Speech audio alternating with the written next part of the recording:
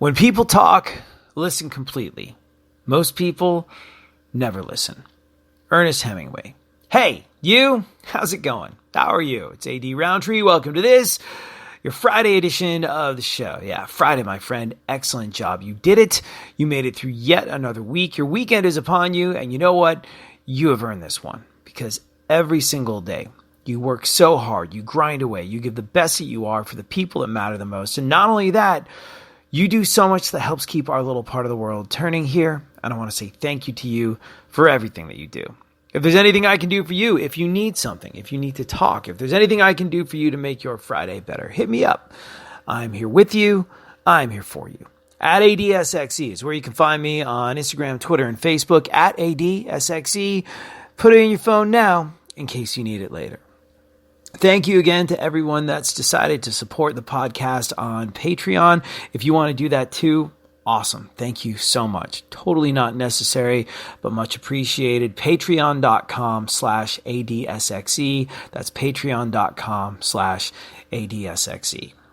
So I got an email from Alex. And you know, Alex, I really related to what you had to say for a number of reasons. Alex wrote, AD, first, I wanted to say how sorry I am that you lost your father. I've been there. I lost my mom 6 months ago. I'm so sorry for your loss, Alex. I'm writing to you because I'm getting really frustrated with some of my friends. When I've been upset, when I've been sad and needed to talk to them about my mother passing away, they somehow make it about themselves. My best friend since the 9th grade will tell me about how they felt when they lost their uncle, and I get angry because it's not the same. But then I wind up feeling selfish for not listening to them. I know they mean well, but it's making me not want to talk to them. But I love them and I need them right now. I guess the reason I'm telling you this is because you understand what I'm going through. And because I really miss hearing you on the radio. Even though you were the one talking and you couldn't hear us, you had a way of making me feel like you were listening and you cared. Anyway, now I feel selfish because of everything you're going through, and here I am bothering you with my problems. But you said this podcast was to talk things out. I hope it's okay. Also, one last thing. I miss you on the radio. Will you be coming back or will you be podcasting full time? Either way, I hope you keep doing the podcast. Love and condolences to you and your family, Alex. Alex, thank you so much. Am I coming back to radio? Yeah, I imagine at some point I will be back on the radio. And I fully intend to keep doing the podcast, not only in the meantime, but after I get on the radio as well. This has been an awesome thing for me to do. It's allowed me to keep conversations with you going when I really needed it. And also, I love radio. Radio is a magical thing. What you said about how I managed to make you feel like I was listening, even though I was the one doing the talking, that's the incredible thing about radio. That's the incredible thing about this ancient piece of technology that should have gone the way of the dodo many years ago. But radio is this magical, amazing thing. When I'm on the radio, I can't see you. I can't talk to you unless you call or unless you message me while I'm live on the air, but I can feel that you're there. I know that you're there. Radio is a magical, amazing thing. And it's this archaic piece of technology that, like I said, should have gone the way of the dodo many years ago. But because of that, because it makes me and you connect the way we do when I'm on the radio, it's incredible. And it's something that I really want to do again. The podcast is different. I love it. It's a different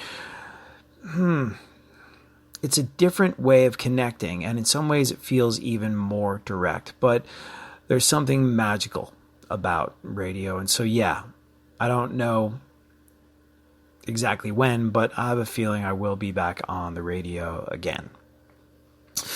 And thank you. Thank you so much for saying what you said about me making it feel like I was listening to you, even though I'm the one doing the talking. There's a number of reasons I'm kind of proud of that, but it sort of ties into what you said. I'm sorry that you get frustrated with your friends when you want to talk to them about how you feel after the loss of your mom. It's a devastating thing. Friends and family, though, changing the subject and talking about something similar that they went through, that's why shrinks get paid the big bucks. Friends and family are great because when you need support, they will rally around you. They're there to make you feel like you're not alone, and you are not alone. You've got good friends, friends that love you, friends that care. But like I said, what you just described is exactly why shrinks get paid the big bucks. Shrinks listen. Friends are going to try and relate what you're going through to something that's happened to them. And it's well-meaning. I have a really good friend, one of my best friends, a lifelong friend, who I'm sure really, really wanted to make me feel better. And he called me after my father passed away to offer his condolences. And was basically like, yeah, man, oh, you were looking after him in hospital? Ooh, yeah, it's tough. I get it, man. I get it. When my wife's mom was sick, I had to change her diaper. And that's more than a son-in-law wants to see. My friend loves me. He wanted to support me. He called me to see how I was. He wanted me to know that I was not alone, that I had his support, that he was there for me. He meant well. He wanted to make me feel better. Instead, he told me a story about changing his mother-in-law's diaper that left me with a rather uncomfortable mental image. That did not help. And quite frankly, it put me off food for a couple days. And this is someone who I know loves me, who I know cares about me so much, who will always be there for me. And it's just people that are not trained in this sort of thing doing the very best that they can. We're all just doing the best we can with the tools that we have. And shrinks and therapists and mental health professionals, they are experts at listening. And they are experts at not making things about themselves. So your friends, my friends, anyone's friends or relatives, anyone that is trying to help you, trying to talk you through something and winds up kind of making it about themselves, that's human instinct. They want to relate to you. So they bring up something they went through that was similar to make you feel like you're not alone.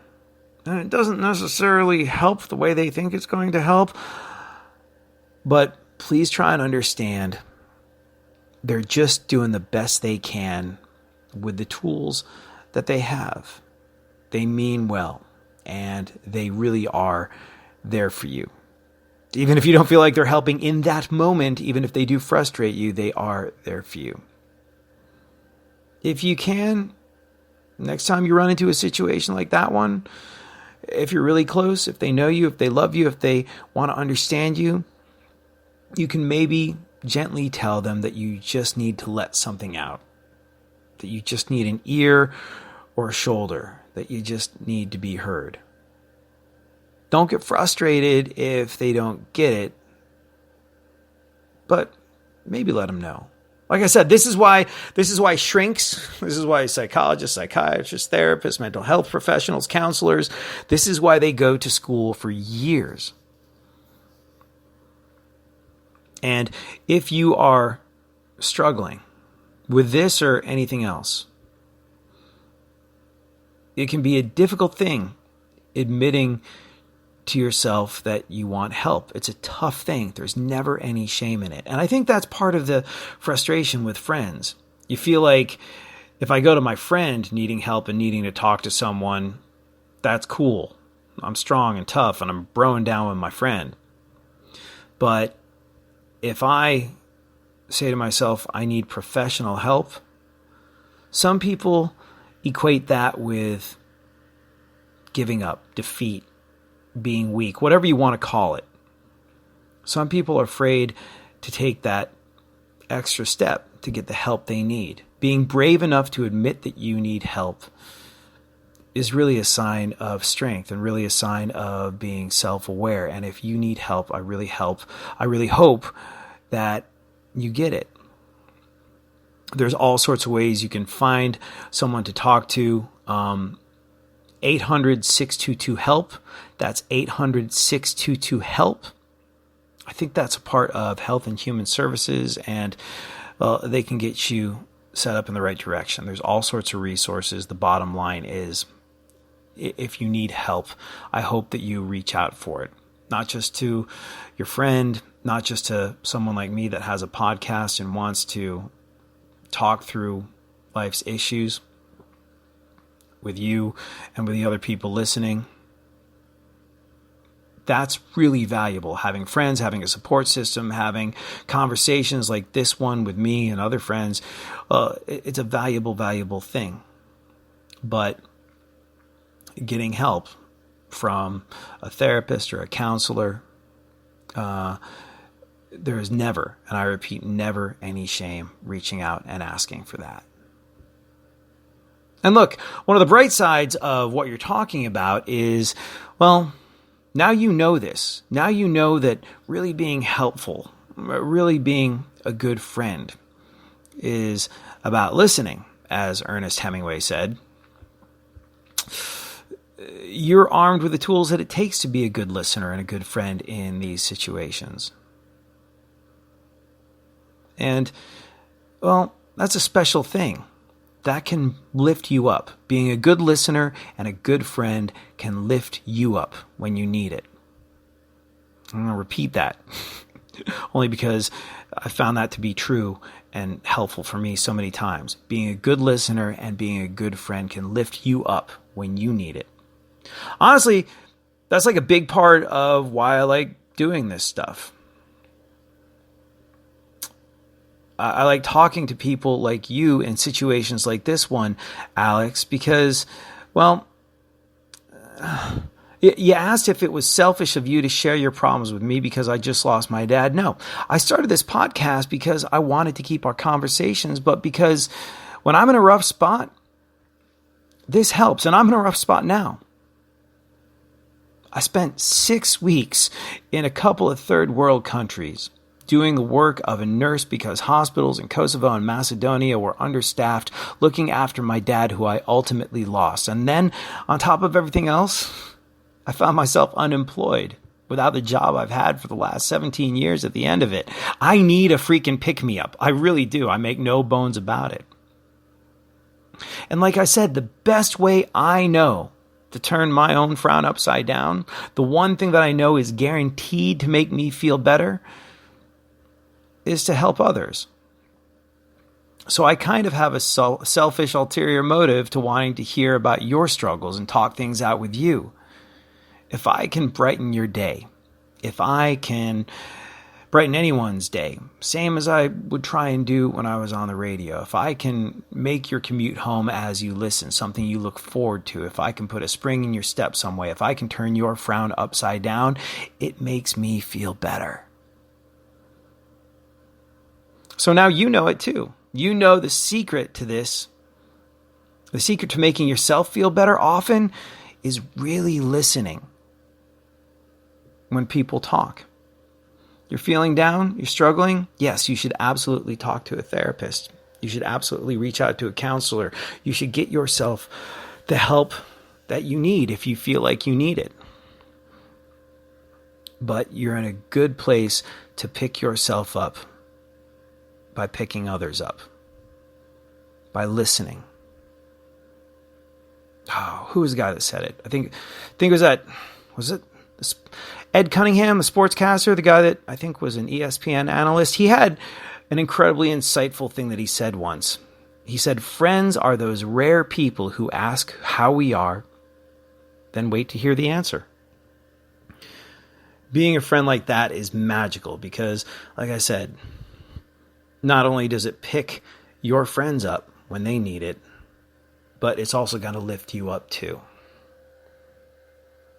And I don't think you could pay me a higher compliment than what you said about making it feel like I was listening and I cared, because I do listen and I do care. And there is that magical thing with radio where I can't see you, we can't have a conversation, but I know you're there. It's an amazing thing to almost be able to feel the mood of a city. It's like when you're on the radio, you can push and you can feel people pushing back. Anyways, it's a big part of why I love doing what I did for 17 years and why, I probably will wind up back on the radio at some point. And it's also a huge compliment that you paid me because, well, the guy that I kind of look to, a guy whose memory I hold up high, is my grandfather on my father's side. And when my father was in hospital, sometimes he was lucid and understood what was going on. Other times he wasn't. But we had a lot of interesting conversations about his life and growing up and playing baseball and going to college and going to law school and doing all the things that he did. I suppose in retrospect, it might have been some end-of-life stuff. Him sort of mentally rolling through so many different experiences from his past. And it was a really cool thing to be able to listen to him talk about this stuff. But even before that, for the last several years, my grandfather has come up a lot. And my grandfather, it's interesting, wasn't an especially religious man, but he was raised Quaker. And my father would talk about how he was a Quaker often. Why? Why does this matter to what we're talking about? Why is this germane to our conversation? Well, I don't know how much you know about being a Quaker. I only really know what my father told me about his father, who wasn't especially religious. It was almost more of a cultural thing. But Quakers believe in the divinity of everyone. I think that's a good way of saying it. They believe that the light of God is in everyone.